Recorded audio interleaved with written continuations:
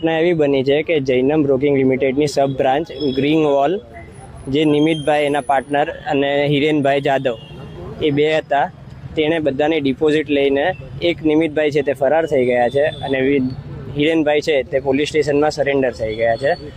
ઘટના એવી છે કે અમે બધા ટ્રેડર્સ છે અને અમે ડિપોઝિટ ભરીને અમારું ત્યાં ટ્રેડિંગ કરીએ છીએ ને નફા નુકસાનમાં એ લોકોનો ભાગ હોય છે. પણ આજે સવારથી બધાની લિમિટ ચાલી ગઈ છે અને અમે અમારા ડિપોઝિટ માંગવા માટે ગયા તો કોઈને કોઈ જવાબ જ નથી મળતો. કેટલી ડિપોઝિટ છે? બધાની અલગ અલગ છે. કોઈક નાના માણસની 5 લાખ છે, 10 લાખ છે, કોઈકની કરોડ રૂપિયા છે, કોઈકની 5 કરોડ છે. એવી રીતે મળીને કુલ 60 થી 65 કરોડનો આંકડો મિનિમમ અત્યારે સામે આવેલો છે.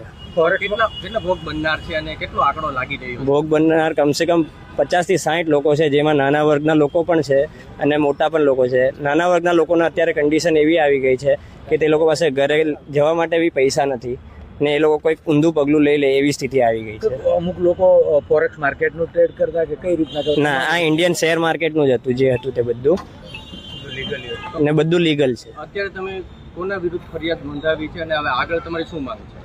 અમારી માંગ એ જ છે કે અમને અમારી ડિપોઝિટ પાછી મળી જાય. અમે નિમિતભાઈ અને હિરેનભાઈના એની ઉપર કમ્પ્લેન નોંધાવી છે.